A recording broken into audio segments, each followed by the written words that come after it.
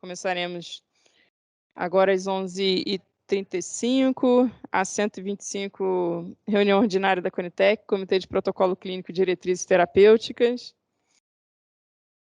Nós temos como item da pauta, primeiro, para os membros que não estiveram presentes aqui no Comitê de Medicamentos, né, nós temos aqui a apresentação do calendário de reuniões para 2024, nós encaminharemos para vocês por e-mail, juntamente com uma proposta de temas que serão trabalhados na reunião administrativa, que será feita no primeiro dia do nosso retorno de trabalho ano que vem.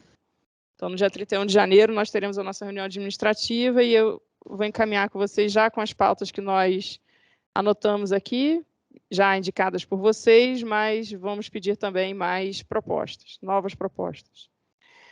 Aqui do Comitê de PCDT também, nós temos a aprovação da ata da reunião de número 122, se os demais membros presentes não tiverem oposição, nós podemos aprovar a ata do jeito que está, conforme foi encaminhado para vocês. Ok. E iniciaremos agora, então, com esse primeiro item, né, Marta? O retorno de consulta pública do PCDT, do manejo da infecção pelo HIV em crianças e adolescentes, o módulo 1, que trata de diagnóstico, manejo e acompanhamento de crianças expostas ao HIV. Foi uma demanda proveniente da SVS, né? E nós teremos agora a apresentação do Ronaldo Halal. Bom dia, Ronaldo. Oi, Luciane. Tudo bem? Bom dia. Bom dia. Consegue me escutar bem? Sim. Tá. Eu acho que, eu não sei se o pessoal daí pode compartilhar, Camila, Marta. Sim, já vamos fazer isso, sim. Tá, beleza, porque acho que o contexto já discutimos na reunião anterior, né?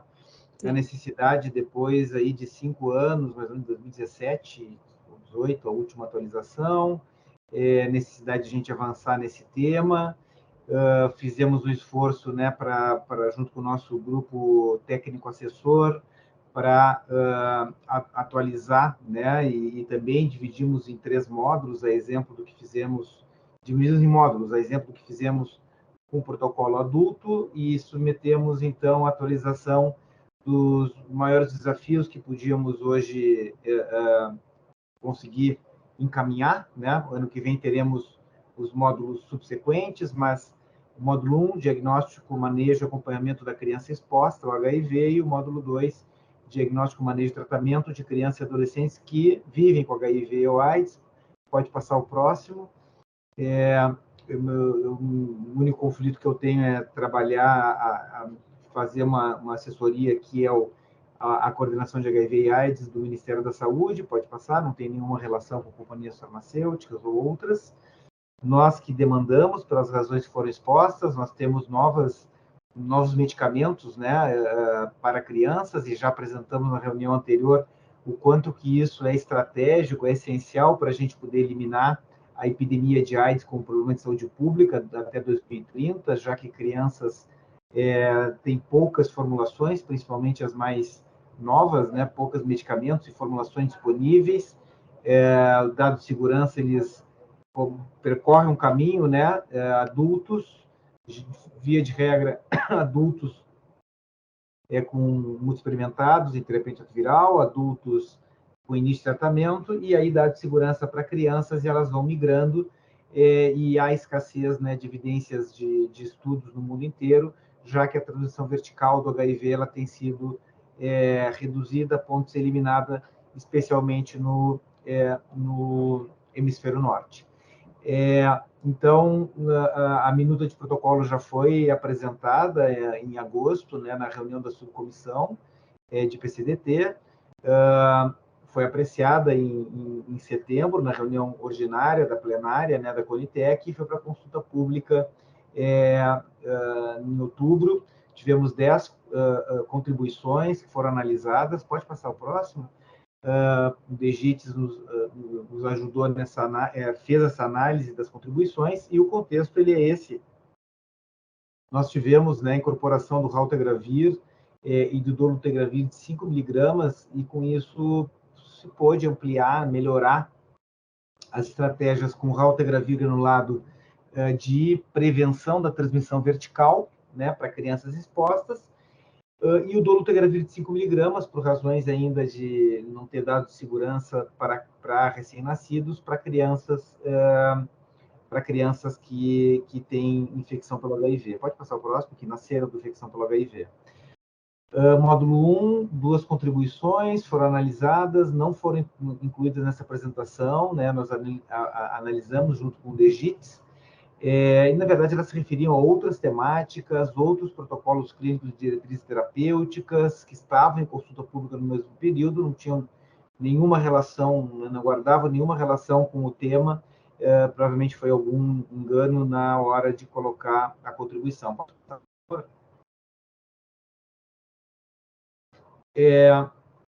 Então, né, desses duas, foram 50, os participantes foram divididos, né, pelo sexo, homens cis em 50%, mulheres cis, a outra contribuição, 50%, os dois eram brancos, 25 a 39 anos de idade, uma pessoa, e entre 40 e 59 anos, outra pessoa, vieram do sul do Brasil, uma e a outra do norte, eram profissionais de saúde, e conheceram uma das pessoas por e-mail, outra no site da Corintec. Pode passar o próximo? Pode passar. Em relação desculpa, que ficou bem aqui do módulo 1, né? Em relação às contribuições, houve uma colocação, achando que a coleta de sorologia do HIV da criança exposta devia ser realizada com 18 meses, e aí citando a sua experiência, que uma minoria negativava com 12 meses e tal, sobre a ansiedade em aguardar um teste positivo por 18 meses. Na verdade, o item de diagnóstico de infecção pelo HIV em menores de 18 meses, ele utiliza os testes moleculares, que conseguem definir o diagnóstico mais rapidamente do que os testes sorológicos que foram colocados na contribuição. Então, na verdade, o algoritmo é outro, né, que utiliza a biologia molecular e permite, com isso, alocar as condutas mais precocemente. E a outra contribuição, ela sugere, né, exames de acompanhamento, mas diz que não tinha uma orientação do que fazer com esses testes, e faz uma referência a sorologias, né, Stork, que dizem respeito, na verdade, ao protocolo de prevenção da transmissão vertical do HIV, da sífilis, das hepatites, diz respeito ao segmento pré-natal, não fala, na verdade, não é um item que se propõe a ser abordado no nosso PCDT, então ela também não foi acatada. Pode passar o próximo, por favor? Em relação ainda ao módulo 1, uma contribuição que poderia haver oportunidade de adicionar a proposta de incluir o médico infectologista pediátrico ou pediatra no atendimento pré-natal, acompanhamento das consultas e tal. Nós não acatamos também, porque o manual que foi mencionado, ele orienta condutas gerais do pré-natal, né? E o nosso documento, ele é um documento específico de prevenção da transmissão vertical, desculpe, também é pertinente ao mesmo protocolo que eu havia citado antes, de transmissão vertical do HIV, da sífilis, da hepatites virais. Não se trata do protocolo de crianças e adolescentes que está sendo objeto do debate. Então não foi acatada também. A outra que foi acatada é colocar no acompanhamento laboratorial a realização de sorologia para leishmania em estados endêmicos, né, como é feito com a doença de Chagas. Nós acatamos, vamos incluir no módulo 3, que será desenvolvido em 2024, e vai abordar, né, as infecções oportunistas e as co-infecções de crianças, né, vivendo com HIV e AIDS, crianças e adolescentes. O módulo 3 será discutido no ano que vem, não está no escopo desses dois primeiros módulos que nós estamos discutindo nessa reunião de hoje. Pode passar o próximo, por favor? Então, né, eu acho que já foi comentado o contexto das duas portarias, do raltegravir granulado para recém-nascidos e o dolutegravir de 5 miligramas, que já foram incorporados em julho deste ano. Pode passar o próximo, por favor. E o módulo 2, nós tivemos um maior número de contribuições, foram 8 contribuições recebidas no mesmo período. Pode passar. Eu acho que é a Camila, né, que está projetando, os participantes, então, dessas 8 contribuições, 56% mulheres cisgênero, 44% homens cisgênero, 56% brancos, 33% pardos e 11% amarelos, metade 25 a 39 anos, 38% de 40 a 59 anos e 13% tinham 18 a 24 anos. A maioria deles, das contribuições provenientes da região sul do Brasil, 63%, a maioria também profissionais de saúde, e uma empresa com interesse também, né, em um dos medicamentos fez uma contribuição. Foi tomada ciência da consulta pública por amigos e colegas de trabalho, na sua maioria, 33%. Desculpa, maioria não, igual, né, 33%, igual proporção. Também site da Conitec, 33%, e pelas redes sociais, 33%. Pode passar o próximo? Em relação a essas contribuições, uma delas foi sobre a dose da sulfametoprim na profilaxia de pneumociste girovese, e citou o guideline pediátrico do CDC. Essa sugestão não foi acatada, ela foi mantida como estava, de acordo com o que nós utilizamos junto com o nosso grupo de especialistas, né, que atualizaram o módulo 1, que é o uso da profilaxia com sulfametoprim a partir da 4ª semana de vida, até que tenhamos 2 cargas viral do HIV indetectáveis, coletadas com 6 e 12 semanas de vida, e a dose diária recomendada na profilaxia primária é 750 miligramas de sulfametoxazol por metro quadrado por dia, uma vez ao dia, ou 3 vezes na semana, né? E essa dose ela pode ser dividida em 2 administrações ao dia. Pode passar o próximo. O dolutegravir 5 miligramas dispersível, né, teve contribuição, propondo reescrever o trecho com maior clareza, propondo que use o dolutegravir 5 miligramas dispersível em crianças com peso igual ou maior que 20 quilos, que deve ser restrito àquelas que não consigam deglutir comprimidos, e propondo a substituição disso por inclusão da recomendação da bula para a faixa etária de 20 quilos ou mais, 30 miligramas uma vez ao dia, tomado com 6 comprimidos, com suspensão de 5 miligramas. E na página 36, na tabela, também colocar essa inclusão de faixa de peso e ajuste de dose, e nós não acatamos porque o protocolo já traz a recomendação. A posologia já estava descrita, de 6 miligramas de dolutegravir, 5 miligramas, comprimido dispersível, vai dar 30 miligramas dia, e já está restrito no protocolo clínico, claramente restrito, com peso corporal acima, maior ou igual a 20 quilos, e com dificuldade de deglutir. Pode passar o próximo. A outra foi a solicitação da inclusão da parte da bula de Tivicay, né, que é o nome comercial do medicamento, né, que explica como o médico deve orientar o paciente e tal, e aí faz a defesa disso.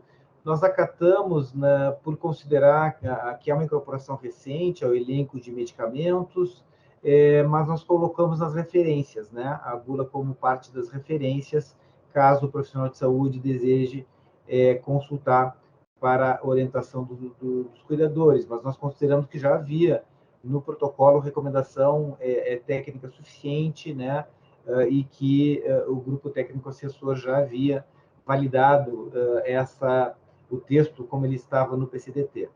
E uma outra contribuição, na página 31, a troca de antirretrovirais em pacientes com pressão virológica sustentada, uma estratégia de substituição do tratamento. Nesse meio tempo, preciso só fazer esse parênteses, né, foi apresentado no meio do caminho em que a gente já tinha encaminhado o protocolo, feito a atualização, os dados de segurança de dolutegravir e lamivudina, que é um esquema de terapia dupla, ele passou a fazer parte, né, da bula do dolutegravir a partir de 12 anos e 40 quilos, então, e registrado na Anvisa, né, desta forma. Então, nós acatamos, achamos que essa estratégia, né, de dolutegravir com lamivudina, ela pode beneficiar uma parte desta população, uma parte dessas crianças, desses adolescentes, vivem com HIV, tem indicação de terapia dupla, podem já ter sido... E um desafio, desculpa, né, para essa população esquemas com baixa toxicidade, que convivem com HIV durante muito tempo, esquemas com facilidade posológica. Então, nós incluímos o subitem 7.5 com essa combinação e utilizamos, né, isso em acordo com o nosso grupo técnico assessor, formado por pediatras que têm experiência no tratamento do HIV e AIDS, utilizando como referência os critérios apresentados no protocolo de tratamento para adultos, que é estar em tratamento, não ter resistência à lamivudina, né, ao 3-TC e ao dolutegravir, estar com carga viral do HIV indetectável há pelo menos 6 meses, ter uma boa adesão ao tratamento. Então, com os critérios que já foram publicados na atualização do protocolo clínico para adultos que vivem com HIV e AIDS. Então, essa é uma inclusão que a gente acha que é importante para essa população específica que sofre, né, com o fato de viver, né, com HIV, muitas vezes na puberdade, descobrindo a sexualidade, iniciando a sexualidade, e a importância de ter esquemas terapêuticos seguros, cômodos. Isso contribui para a qualidade de vida dessa população, e uma recomendação para que essa avaliação seja individualizada. Pode passar o próximo, por favor? Outra contribuição nas páginas 539 e 40, que coloca uma discrepância na recomendação de genotipagem na falha terapêutica, se deveria ser realizada após uma ou duas cargas virais detectáveis acima de 500 cópias, e nós acatamos, né, quando revisamos os itens, os critérios de falha terapêutica em crianças até 13 anos de idade. Eles foram atualizados, estão alinhados também com o que se utiliza para adultos, né? Ou seja, alinhou, né, uma política nacional de manejo da falha terapêutica. Então, esse critério ele havia sido modificado e nós adequamos agora. Essa contribuição ela foi importante para nos chamar a atenção, e nós rediscutimos também com o grupo técnico assessor e acatamos essa sugestão. Acho que ela torna mais amigável, né, e ter uma diretriz única em todo o país. Isso gera uma política de manejo da falha virológica mais execuível, né, do ponto de vista do Sistema Único de Saúde. Na página 45, né, o texto de primeira falha, com nanonucleosídeo e tRNN, que é inibidor da nanonucleosídeo da transferência reversa, a falha de um esquema inicial com 2 nucleosídeos e 1 nanonucleosídeo pode ser resgatada com o esquema de 2 nucleosídeos e 1 inibidor de protease potencializado por ritonavir, né, como booster e PR. Estudos com adultos mostram que esquemas de resgate contendo 2 nucleosídeos e dolutegravir foram não inferiores a esquemas com 2 nucleosídeos e inibidor de protease com ritonavir como booster, e essa contribuição propôs que a opção com não nucleosídeo, com inibidor de integrase, junto com 2 nucleosídeos, deveria receber maior destaque, considerando essas evidências científicas disponíveis e a melhor tolerabilidade desses esquemas em crianças. E a nossa resposta foi não acatar, porque atualmente não existem evidências que indiquem superioridade de um esquema estruturado com uma classe em relação à outra. Ambas as possibilidades de resgate, seja ancorada com inibidor de protease com ritonavir como booster, ou com inibidor integrase para estruturar o esquema de resgate de forma individualizada, estão mencionadas, então não haveria razões para que nós colocássemos um peso maior em uma em relação à outra. E essa proposta que nós estamos discutindo já incorpora as evidências que foram mencionadas de não inferioridade da classe de inibidores de integrase em relação a inibidores da protease potencializados com ritonavir. E ao indicar a reintrodução dos esquemas estruturados com essa classe, com inibidor de integrase, após interrupção de tratamento em uso de esquemas prévios com nonucleosídeo. Mas aí interrupção, reintrodução do tratamento após interrupção, né? E a contribuição que foi colocada era sobre resgate quando a falha virológica. Pode passar o próximo, falha virológica e resistência, né? No quadro 19, a escala de permeabilidade dos antirretrovirais no sistema nervoso central. Houve uma proposta de reclassificação do medicamento dolutegravir, baseado em dados de farmacocinética e sua correlação com concentrações efetivas no sistema nervoso central. Nós acatamos. Essas referências foram incluídas, o parágrafo foi atualizado, com ajuste para a característica de penetração na barreira hematocefálica do dolutegravir. Então, acatamos a sugestão. A outra, na página 61, se referia à tabela de esquemas antirretrovirais para tratar crianças por faixa etária. Tenofovir lamivudina só é utilizado para crianças a partir de 12 anos de idade, 35 quilos de peso corporal. Na tabela 25, está tenofovir a partir de 6 anos e pelo menos 20 quilos de peso.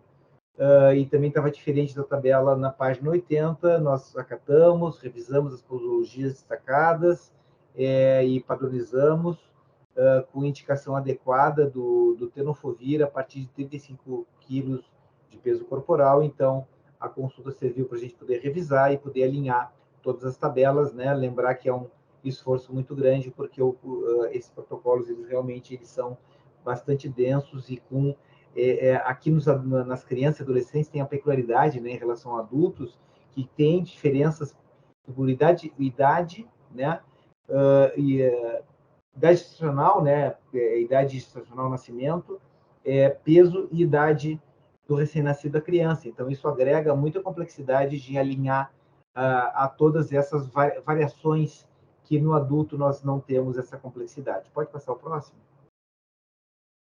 E é isso, né, que eu tinha para comentar, né? Eu devolvo a palavra para a Luciene para dar seguimento à condução. Muito obrigado, Ronaldo. Foi excelente a sua apresentação. Abro a palavra aqui ao plenário se tem algum comentário, perguntas a fazer para o Ronaldo. Acho que foi bem completo, Ronaldo, tua exposição. E alguém quer fazer o comentário ainda?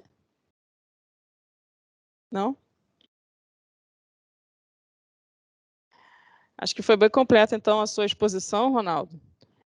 E foi todas as contribuições aí, você comentou e acatou, né, ou justificou a não aprovação. Então, a gente, considerando todas essas atualizações, né, principalmente aí das novas incorporações, vejo aqui com o plenário se poderíamos, então, recomendar de forma favorável a publicação do PCDT. Todos concordam? Sim, Luciane. Sim? Sim. A ANS favorável. Ótimo. Muito obrigada, então, pessoal. Muito obrigada, Ronaldo, pela sua exposição. Vamos projetar aqui o registro de deliberação.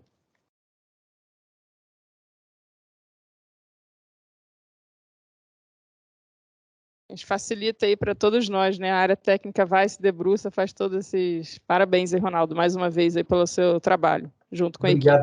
Obrigado, Luciane. Eu só quero comentar rapidamente, nós estamos Sim. aí na semana alusiva, né, ao Dia Mundial de Luta contra a AIDS, e aí o quanto antes a gente tiver a formalização do protocolo, é importante para a gente dar visibilidade e poder ser mais um elemento de avanço do Ministério da Saúde, da Conitec, né, na direção da eliminação. Então, só pedir, né, se for possível, celeridade pela concomitância que a gente está vivendo o Dezembro Vermelho, né, e eu acho que é mais um anúncio muito importante para a população que vive com HIV e AIDS no Brasil. Legal, que bom. Vou passar a palavra ao Carlos Rezende. Não, Luciane, é porque, não sei se para os demais aparecem a composição. Para mim só está aparecendo o registro sem os nomes. Não sei se já desceu. Não, ainda não. Desculpa, então.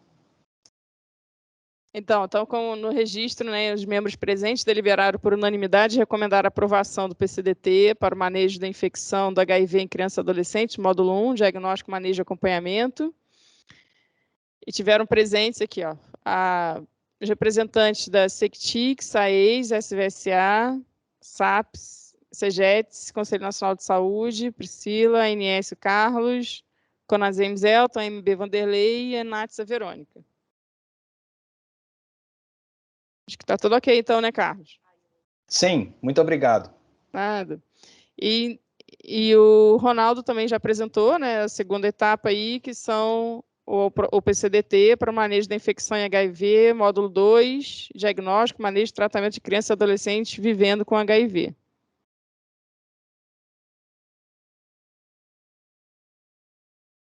Então, os mesmos representantes aí tiveram presentes na recomendação. E agora, na sequência, nós temos ainda também a apresentação do Ronaldo, agora com a apreciação inicial do PCDT para profilaxia pós-exposição de risco, PEP, à infecção pelo vírus HIV, IST e hepatites virais. Então, Ronaldo, mais uma vez eu passo a palavra a você e a gente pode projetar daqui já a apresentação. A gente não tem? Tá. Então, você projeta daí, né, Ronaldo? Deixa eu procurar. Um instantinho aqui. Deixa eu ver aqui. Só um segundinho, tá, Luciane? Desculpa que eu achei que já tinha sido... Acho que eu enviei, mas deixa eu só procurar aqui, que eu acabei me distraindo aqui na... Não tem problema não. A gente espera. Um segundinho só, tá? Só para Sim, achar. fica à vontade.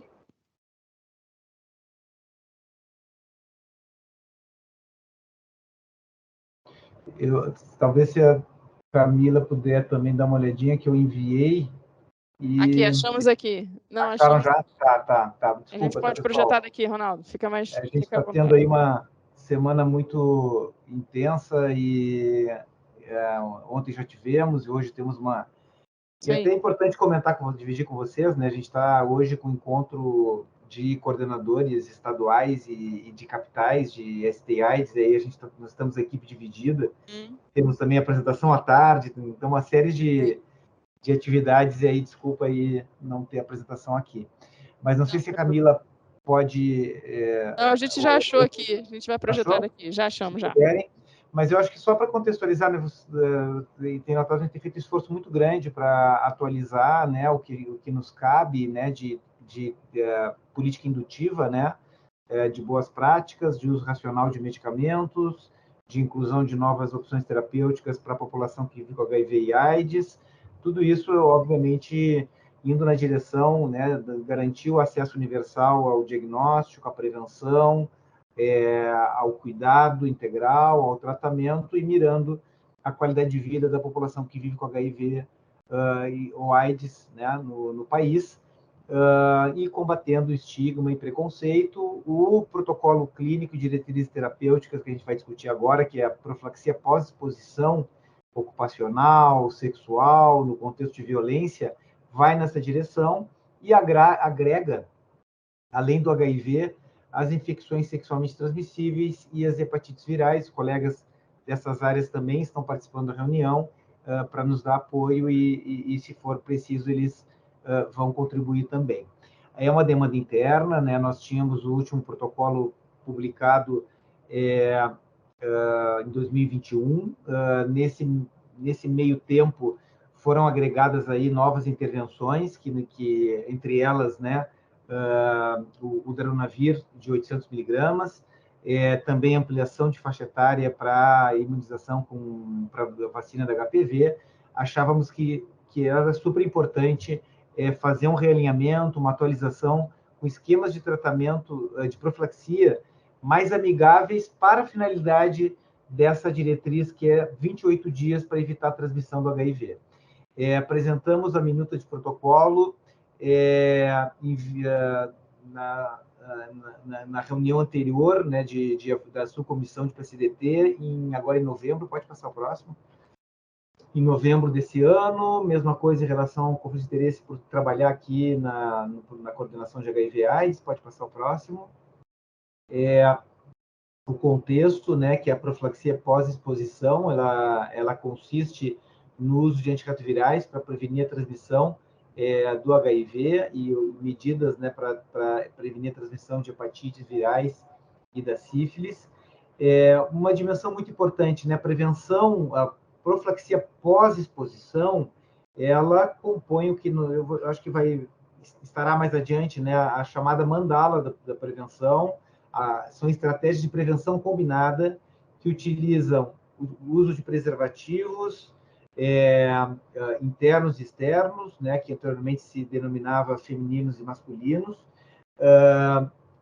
Inclui a profilaxia pré-exposição, que é uma política, né, central de prevenção da transmissão do HIV e que, no mundo inteiro, é uma das estratégias de eliminação da epidemia. A Austrália conseguiu estabelecer, né, implementar a eliminação da epidemia de AIDS por problema de saúde pública, muito baseada na disseminação da prevenção combinada, alicerçada na profilaxia pré-exposição, na profilaxia pós-exposição. A profilaxia pós-exposição, aí uma coisa que também acho que é importante, né, a gente está na Conitec muito acostumado a discutir as tecnologias, as tecnologias mais duras, mas as tecnologias leves, elas têm um papel central, né, inclusive para promover acesso às tecnologias duras, né, acolhimento, vínculo e a estratégia de redução de danos que compõe a nossa mandala, né, que compõe a prevenção combinada, também é uma ação central para poder incluir aqueles que não podem, não querem ou não desejam, por alguma razão, interromper seu uso de álcool ou outras substâncias, né? Não conseguem aderir à abstinência. A mesma coisa a profilaxia pré-exposição e pós-exposição, que é direcionada para populações que não podem, não conseguem, por alguma razão qualquer, utilizar preservativos internos ou externos. Eles precisam, do ponto de vista da integralidade, da equidade, precisa ser garantida, né, como direito seu, o acesso a estratégias integrais de prevenção da transmissão do HIV. A PEP, profilaxia pós-exposição, ela vem lá da era da monoterapia com AZT e da era em que se realizava, né, AZT em monoprofilaxia, como medicamento único, antirretroviral único, para evitar a transmissão do HIV entre profissionais de saúde, né? E depois disso, né, aquilo foi um estudo de casos e controles, em que, inclusive, a população migrou, né, do grupo placebo para o grupo AZT. Nós tivemos um acúmulo de atualização de diretrizes para profissionais de saúde e, mais recentemente, para exposição sexual. Ela deve ser iniciada, né, o mais rápido possível, ainda nas primeiras 2 horas, preferencialmente, né, por conta do modelo de transmissão do HIV, antes que o vírus ele se fixe nas células, ganha a circulação linfática e sanguínea. Então, quanto mais cedo, mais eficaz é. Mas a janela de oportunidade ela vai até 72 horas e dura 28 dias. E a gente recomenda, né, que primeiro, tenha uma porta de entrada, e esse é um desafio permanente, ter uma porta de entrada que dê acesso precoce à profilaxia pós-exposição. Hoje isso é realizado via de regra, né, nos serviços que atendem pessoas que vivem com HIV, e desafios que seja acessível nas unidades de pronto atendimento, nas urgências e emergências e nos serviços de atenção primária de saúde, quando é pertinente nesse desenho de rede. E ela tem que ser acompanhada por uma equipe de saúde, também depois do período de profilaxia, fazendo os exames que são necessários para definir o caso, se houve ou não transmissão do HIV. Pode passar o próximo, por favor? A mandala, que eu já adiantei, né, que eu já comentei, que coloca diversas estratégias de prevenção combinada para incluir todos, né, e todas, e todes. A profilaxia pós-exposição, ela está disponível no SUS desde 1990, e em 2011 foi incluído para vítimas de violência sexual, e em 2012 para exposição sexual consentida. Naquela ocasião, era uma prática que os serviços eles já faziam no contexto de casais sorodiscordantes, diferentes, né? Quando um vive com HIV e o outro não, muitas vezes ocorria, né, uma relação sexual consentida sem preservativo, e os serviços já utilizavam muitas vezes. Foi preciso o Ministério, naquela época, estabelecer uma diretriz para orientar o que devia ser feito e o que não devia ser feito na direção do uso racional dessa estratégia. E faz parte, né, do conjunto de estratégias da prevenção combinada, que amplia formas de intervenção para evitar a transmissão do HIV, das hepatites B e C e outras ISTs. Pode passar o próximo? A origem da demanda é nossa, porque novas evidências foram publicadas, demonstrando segurança do uso do dolutegravir em gestantes, dúvida que havia, como é natural, né, quando se desenvolve novo medicamento, novo antirretroviral para gestantes. Dados mostraram que havia segurança para essa população. Também, como eu falei, o dolutegravir de 800 foi introduzido uma vez ao dia, como uma opção quando a pessoa não pode, por alguma razão, ou não tolera o uso de dolutegravir. E atualização de diversos documentos, né, com novas estratégias que haviam sido publicados pela SBSA. E a incorporação, como eu mencionei, de novas tecnologias. Pode passar o próximo, por favor? As portarias que permitiram, né, essa atualização, darunavir de 800, dolutegravir de 5 mg, como falamos na pauta anterior, para crianças, e ampliação de dolutegravir para gestantes, né, esta de 2020 e as duas anteriores de 2023. Seguinte, por favor. O processo de atualização, então, o que nós fizemos foi uma elaboração de uma proposta inicial, né, no escopo da atualização do PCDT, junto ao nosso grupo técnico assessor, agora em outubro desse ano, né. Realmente esse é um protocolo com ajustes, a centralidade ela é pequena em relação aos ajustes. Estabelecemos os principais temas de revisão, consideramos o que eu mencionei, as novas opções disponíveis no SUS, na direção do seu uso mais amigável, identificar as populações e proporcionar intervenções de prevenção como uma das principais estratégias para a gente poder eliminar a epidemia de AIDS, com problema de saúde pública, né? O custo incomparavelmente menor do que tratar a pessoa já infectada, vivendo com HIV. Realizamos buscas na literatura científica, com revisões sistemáticas, ensaios clínicos randomizados, o que é escasso, né, pelo tema. Depois, né, do primeiro estudo com AZT, seria antiético dar placebo, né, para algum grupo. Então, há questões do ponto de vista da evidência publicada, né? Então, naturalmente que isso se aplica à revisão. E nós consideramos protocolos internacionais, né, que foram revisados, e estamos perfeitamente alinhados também. A Organização Mundial de Saúde está em plena revisão e está indo na mesma direção que nós estamos indo, pelo que nós temos de informações preliminares.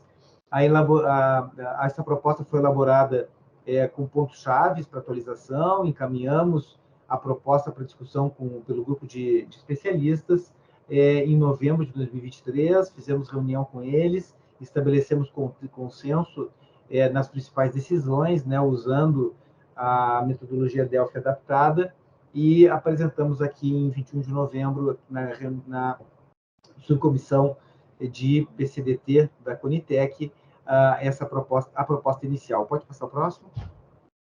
E daí veio aprovada para vir para a plenária, né?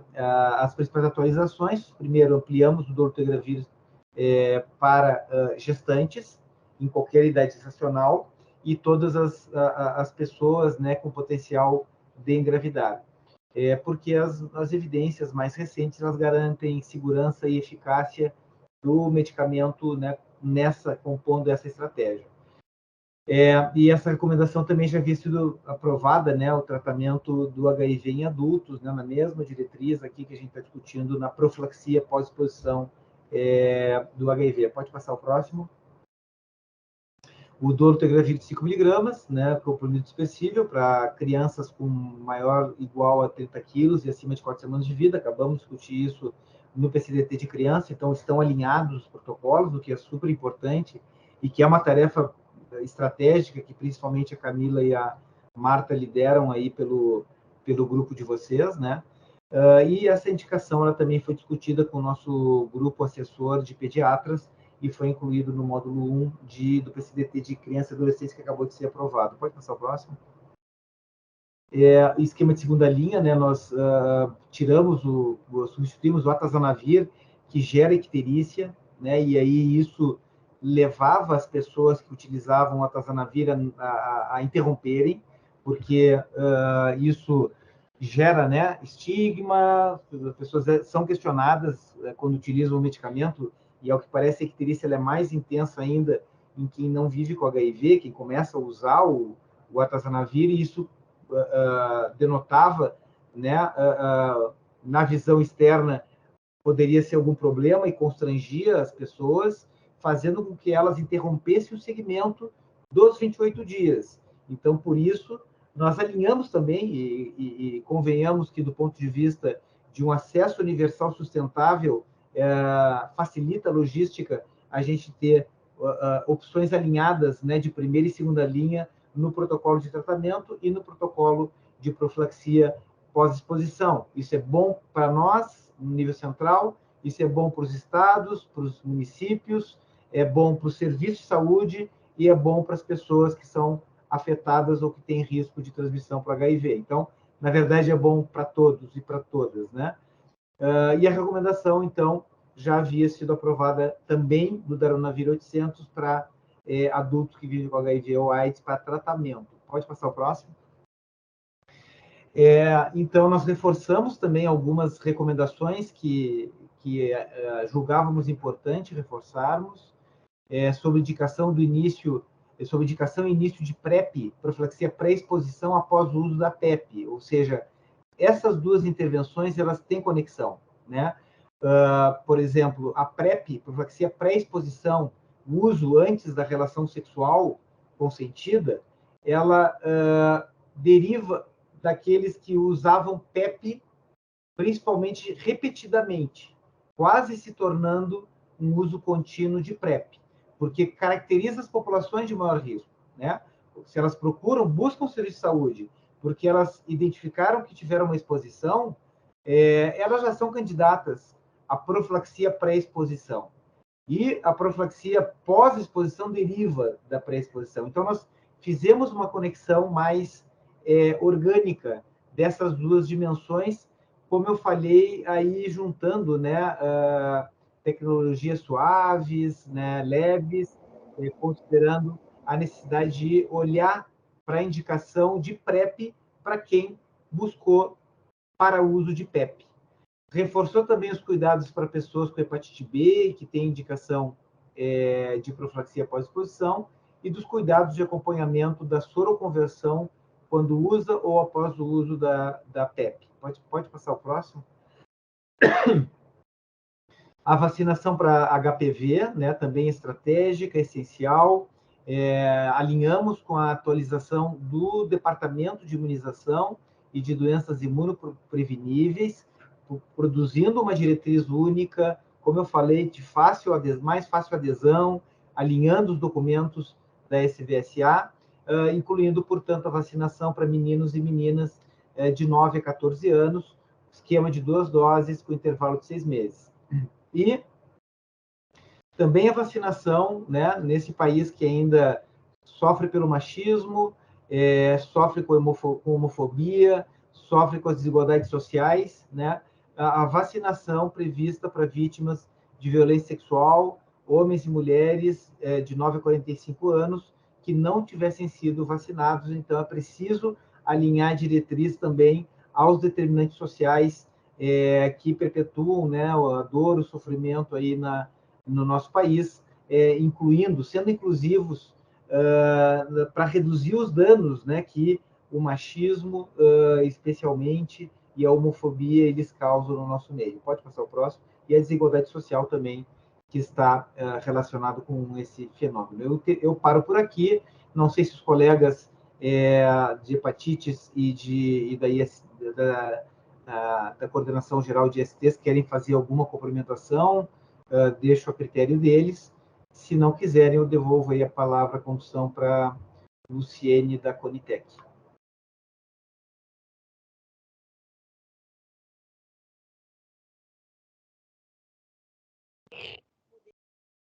Entendi. É que eu estava aqui perguntando aqui umas coisas que estava em dúvida também, Ronaldo. Vou abrir aqui ao plenário também, para ver se o plenário tem perguntas com a partir da apresentação aqui do Ronaldo, com o ex-PCDT.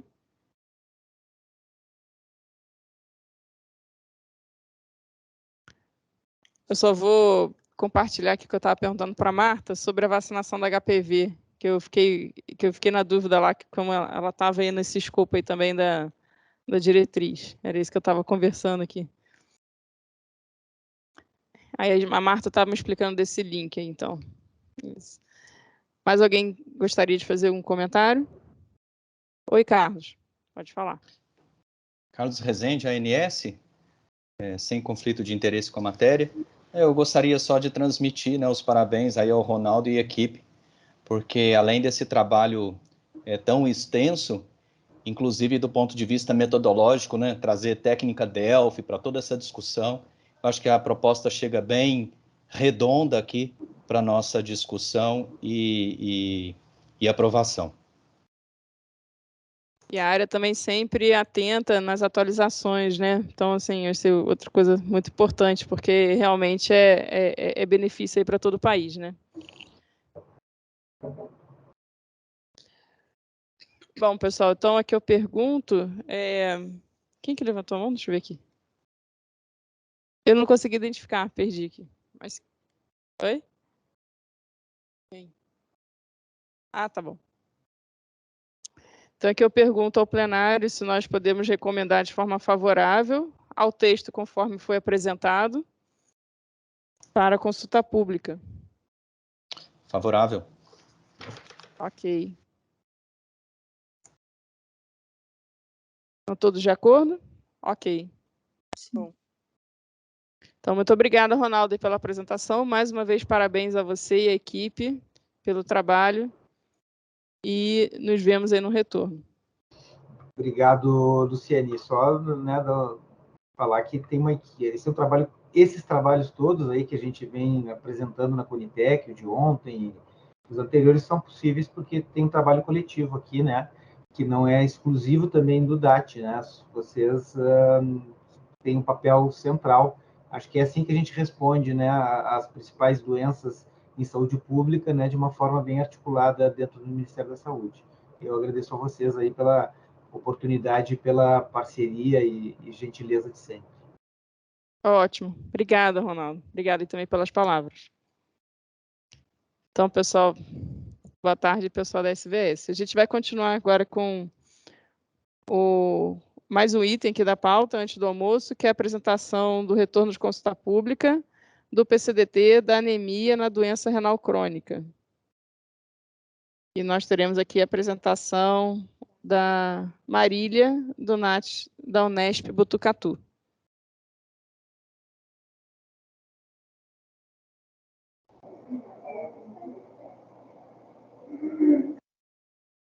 A gente vai compartilhar por aqui, tá, Marília? Obrigada.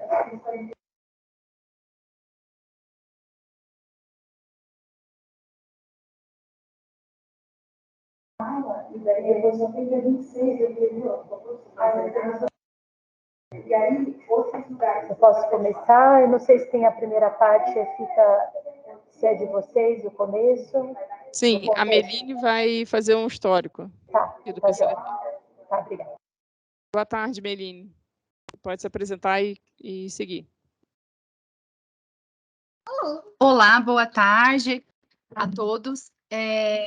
Eu sou Meline, pertenço à equipe técnica da Comissão Geral de Protocolos Clínicos e Diretrizes Terapêuticas e vou apresentar a proposta, então, de PCDT acerca, da anemia da doença renal crônica. Pode passar, por gentileza? Eu declaro não possuir conflito de interesse com a temática. A demanda atende ao decreto 7.508, de junho de 2011, e o PCDT vigente, ele contempla a portaria conjunta da SAI-SECTIS, número 365, de fevereiro de 2017.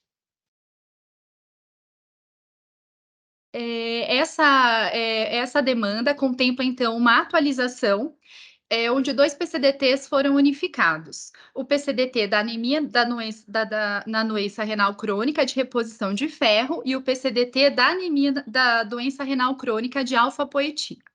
Gostaria, de relembrar, então, que ambos foram unificados para essa atualização. O grupo elaborador responsável é o NATES, do Hospital das Clínicas da Faculdade de Medicina de Botucatu, onde nós tivemos a reunião de escopo no dia 28 de novembro de 2022, com a presença de especialistas, representantes de associação de pacientes, representantes do DEGITS, da ET, da AF e metodologistas do grupo elaborador.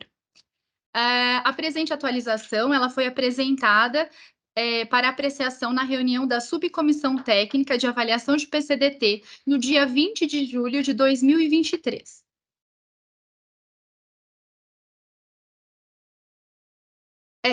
Posteriormente, a presente demanda ela foi apresentada para a Conitec, para uma apreciação preliminar na reunião que aconteceu no dia 14 de setembro de 2023. Na apreciação preliminar da reunião, então, foram solicitados 2 ajustes, que foram, então, atendidos e contemplados no PCDT, sendo eles, o primeiro, informar, então, o motivo do guideline NICE ter sido considerado referência aí para as perguntas de pesquisa que foram atualizadas no PCDT. Então, teve um trecho inserido no documento para nortear o leitor, Então, não foram localizadas novas evidências na temática de interesse, e por essa questão, então, foram consultadas e utilizadas as recomendações do NICE. E a segunda solicitação foi referente a citar a carboxitomaltose férrica no protocolo, e assim como os motivos, dela não ser preconizada.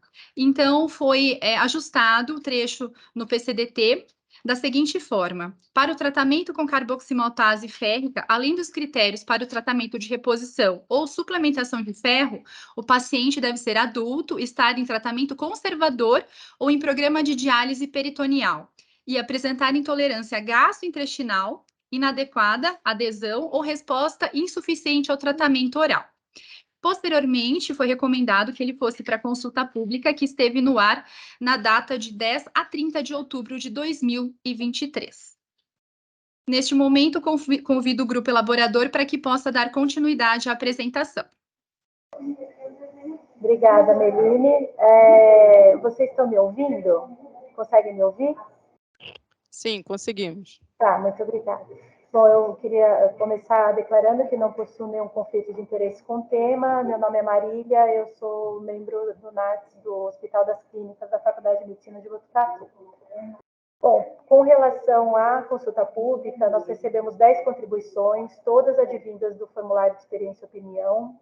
Dentre os participantes, 80% da região sul, os demais da região norte e nordeste. 70% se declararam brancos, 20% pardos, 10 pretos, 40% na faixa etária de 25 a 39, 40 a 59 e 20% 60 a mais. 60% homem cisgênero, 40% mulher cisgênero. Da avaliação geral das contribuições, mais 50% avaliou como boa, 20% como muito boa, 1% como ruim e 2% como regular. Das contribuições de pessoa física, 80% delas foi proveniente de profissional da saúde, 10% de empresa e 10% de familiar ou cuidador. De elogios, a gente tem um elogio falando que a atualização atende às mais recentes recomendações internacionais de classificação, diagnóstico e tratamento. Bom, de contribuição, com relação à introdução, a gente não recebeu nenhum tipo de contribuição. Diagnóstico também não. No critério de elegibilidade, o que a gente recebeu de contribuição? A primeira delas é com relação à alfa-epoetina. Eles falam que eles gostariam de saber, no caso da alfa-epoetina, como agir caso o médico solicite essa medicação e o paciente tenha um IST muito elevado e a ferritina baixa.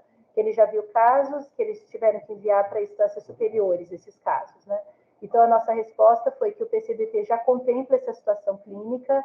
No subitem declarado abaixo, são indicações do uso da alfa-poetina, homens e mulheres adultos, com hemoglobina sérica menor ou igual a 9 gramas DL, que estejam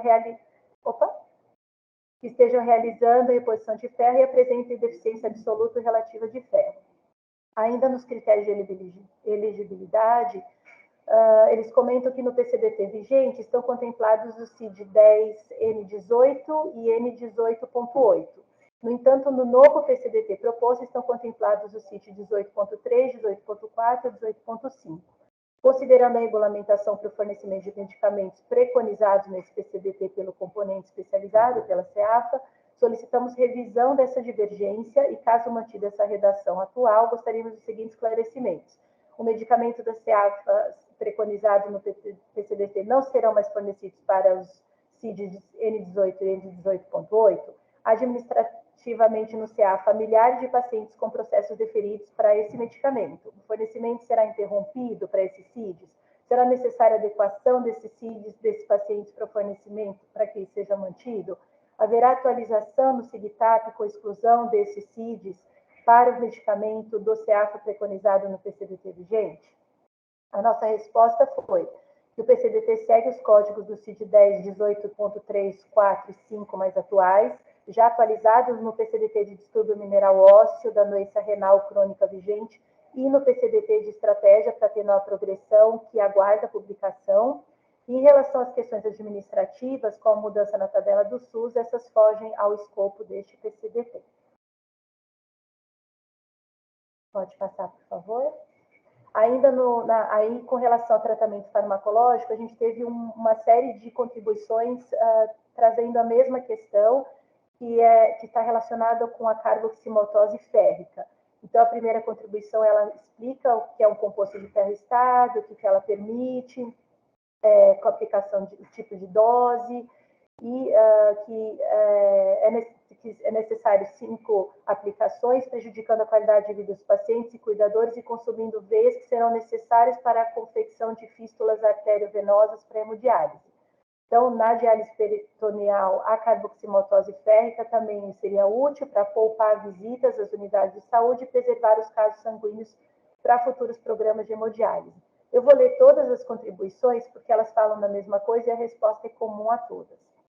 Então, a segunda contribuição, no relatório de consulta pública, página 20, citam a carboximaltose férrica como alternativa nos casos com intolerância do sulfato ferroso.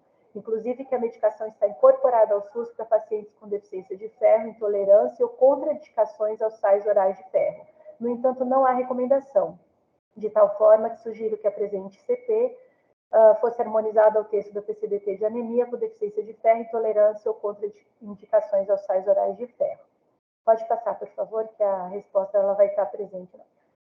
Como hematologista, tenho acompanhado diversos pacientes com doença renal crônica, seja dialítica ou não dialítica, anemia. Ressalto que há pacientes com anemia com deficiência de ferro, intolerância ou contraindicações aos sais orais de ferro, que, conforme a portaria SECTIS do Ministério da Saúde, número 20, de 10 de maio de 23, eles se beneficiariam do uso de ferro intravenoso em altas doses. Segundo a referida portaria, a carboximaltose férrica seria o ferro intravenoso indicado nesses casos. A reposição de ferro intravenoso de alta concentração nos pacientes intolerantes ao ferro via oral ou refratário demonstra melhora na qualidade de vida desses pacientes, sobrevida daqueles com DRC cardiopatia, melhora na capacidade cardiovascular, nos sintomas de anemia e principalmente diminuição no número de transfusões sanguíneas. Uma contribuição da empresa, também na área de tratamento farmacológico, ela fala que aproveita a oportunidade da CP para solicitar que a recomendação do medicamento carboximaltose férrica, que é o Ferinject, também seja apreciada e incluída no âmbito do atual processo de ampliação de tecnologias no SUS para tratamento de anemia por deficiência de ferro em pacientes renal crônico, uma vez que é mencionada no item 8, abordagem terapêutica, subitem 8.1, tratamento farmacológico, página 20. O Ferinject está incorporado ao SUS para o tratamento de pacientes adultos com anemia por deficiência de ferro, intolerância ou contraindicações aos sais orais de ferro, conforme a mesma portaria citada anteriormente, de 20 de maio, do atual PCDT em consulta pública. Assim, o objetivo dessa contribuição é apresentar de forma narrativa as principais informações sobre eficácia e segurança, então ela traz dados sobre isso. Pode passar, por favor, que eu não lembro se tem mais uma sobre aí. E a mesma aqui, na mesma contribuição, no contexto do manejo de anemia por deficiência de ferro na doença renal crônica, principalmente na dialítica, o uso de carboximaltose férrica mostrou-se eficaz na melhora e correção do quadro anêmico, com resultados superiores aos da infusão de ferro oral e também de baixas doses, além de reduzir a necessidade de uso de agentes estimulantes, da eritropoiese e de transfusão de concentrados de hemácias. Então, recomendo a inclusão da carboximaltose férrica. A nossa resposta foi todas as sugestões foram acatadas.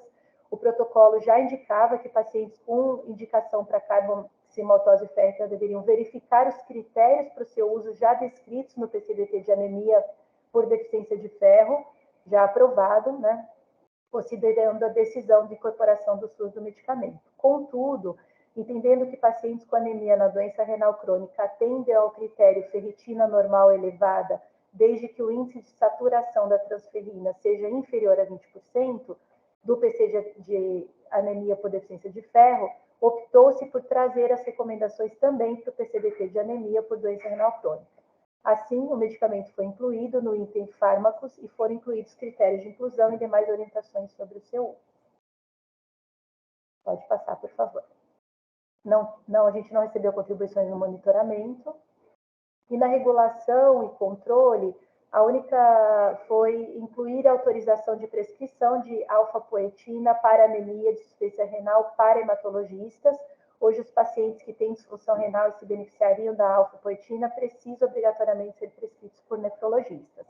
A nossa resposta foi que o PCDT não restringe a prescrição de medicamentos a hematologista ou nefrologista. Portanto, qualquer médico pode prescrever o medicamento. Inclusive, como o protocolo orienta, que pacientes com diagnóstico de doença renal estágio 3 e 4, do N18.3 e N18.4, devem ser acompanhados na atenção primária. Salienta-se que no protocolo não restringe a prescrição a qualquer especialidade médica. Então, as alterações. A principal alteração foi a inclusão da carboximaltose férrica, que já estava incluída no PCDT de tratamento de anemia. A gente acrescentou, então, o texto. Especificamente para o tratamento de carboximaltose férrica, além dos critérios para tratamento de reposição ou suplementação de ferro, o paciente deve ser adulto, estar em tratamento conservador ou em programa de diálise peritoneal e apresentar intolerância gastrointestinal, inadequada adesão ou resposta suficiente ao tratamento oral. Poderá ser considerada a reposição parental de ferro com a incorporação da carboximaltose férrica ao SUS para o tratamento de pacientes adultos com anemia por deficiência de ferro, intolerância ou contraindicações aos sais orais de ferro. Os pacientes com anemia de doença renal crônica e diagnóstico de deficiência de ferro podem realizar reposição parental de ferro com sacarato ou carboximaltose férrica. A carboximaltose férrica é indicada apenas na reposição de ferro de pacientes adultos em tratamento conservador ou em programa de diálise peritoneal. Devido à facilidade posológica, administração semanal ou quinzenal e rápida reposição de ferro, a população que se beneficia com o uso da carboximaltose férrica são pacientes em que seja necessário poupar os acessos vasculares, pacientes com doença cardiovascular e pacientes que seja possível reduzir ou evitar o uso de alfa-poetina. A administração de carboximaltose férrica em 500 a 1.000 gramas por semana ou quinzenal deve ser mantida até que os alvos sejam atingidos. Em relação ao sacarato de óxido férrico, sua administração pode envolver uma dose de ataque ou apenas as doses de manutenção, a depender dos estoques de ferro do paciente. Contudo, na gravidez, é recomendada uma dose de 25 mg por semana de sacarato de óxido férrico intravenoso, contudo, não se recomenda o uso durante o primeiro trimestre da gestação. Embora a derizomaltose férrica já possua registro no Brasil, o medicamento ainda não foi avaliado pela Conitec e, portanto, seu uso não está recomendado por este protocolo. Pode passar, por favor? Tá bom. Muito obrigada. Muito obrigada, Marília, pela apresentação. Abro aqui o plenário para ver se vocês têm algum comentário ou perguntas a fazer. Ok. Eduardo, por favor. Eduardo Pelassais, Marília, obrigado pela apresentação. Não, é só deixar claro, né, que foi um pedido da reunião passada também, e da própria consulta pública, né, a inclusão da Carbox, que já estava no PCDT de anemia por deficiência de ferro. E uma contribuição que a Marília levantou ali foi com relação às mudanças do código da CID, né? E aí, eu não sei se tem alguém do DAF que possa falar, ou a Marta, mas como é que isso funciona na prática? Há uma orientação por meio de nota técnica que é encaminhado para as assistências farmacêuticas, sempre a preocupação da pessoa que se manifestou foi com relação àqueles processos já deferidos com os CIDs que vão ser substituídos, né? Só para deixar bem claro para quem vai assistir a reunião que todo esse processo é feito, né, pela assistência farmacêutica, mas eu acho bom que a gente fale aqui também, né? Fernanda. Oi, Fernanda. Oi, boa tarde. Eu peço desculpas, a minha câmera não está funcionando. Eu sou consultora técnica da CGCAF, da Coordenação Geral do Componente Especializado, do DAF. Só para esclarecer, né, o que o Eduardo perguntou, nós vamos elaborar uma nota técnica para informar a SES sobre as alterações em relação aos CID-10, né, os códigos CID-10. Então, toda alteração que acontece nos PCDTs, principalmente relacionada aos códigos CID-10, a gente costuma informar as SES e a gente dá um prazo para elas se adaptarem às novas alterações. Obrigado, Fernando. Ótimo, obrigada. Mais alguém gostaria de fazer um comentário?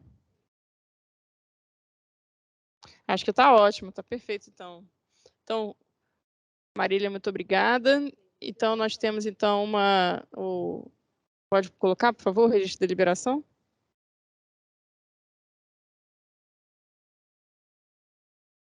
Então, os membros presentes deliberaram por unanimidade recomendar a atualização do PCDT da anemia na doença renal crônica. Estiveram presentes aqui no momento representantes da SECTIC, SAES, SVSA, SAP, CEGETS, Conselho Nacional de Saúde, ANS, CONASEMS, AMB e NATS. Então, pessoal, muito obrigada aí pela participação. E nós agora faremos um intervalo e retornaremos às 14 horas para seguir com a pauta.